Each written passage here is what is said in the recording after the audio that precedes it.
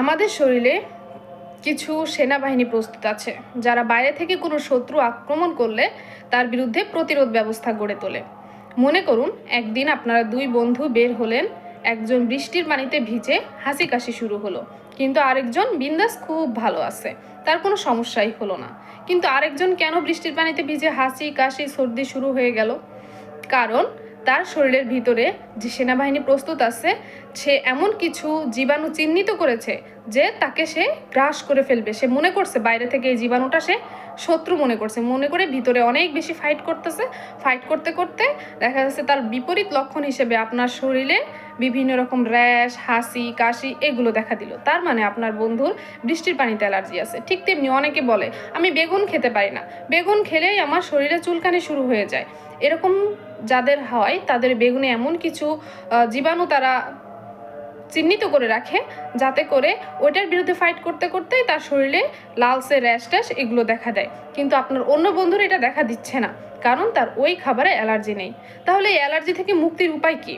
একটা মাত্র উপায়, সেটা হচ্ছে আপনার যে যে খাবারে যে জিনিসগুলোতে অ্যালার্জি আছে সেটা আপনাকে গোয়েন্দাগিরি করে খুঁজে বের করতে হবে।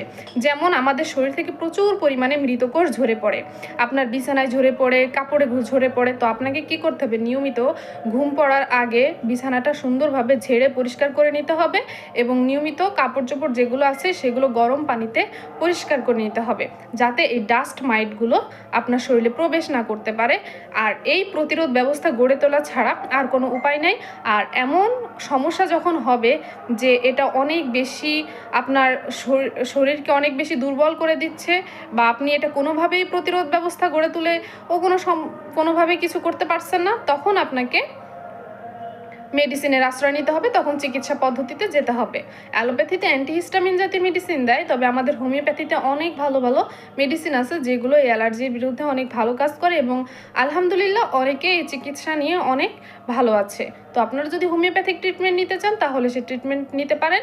আর যদি আর যারা ঢাকাতে আছেন তারা যদি সরাসরি হসপিটালে এসে দেখাতে চান তাহলেও দেখাতে পারেন। ধন্যবাদ সবাইকে।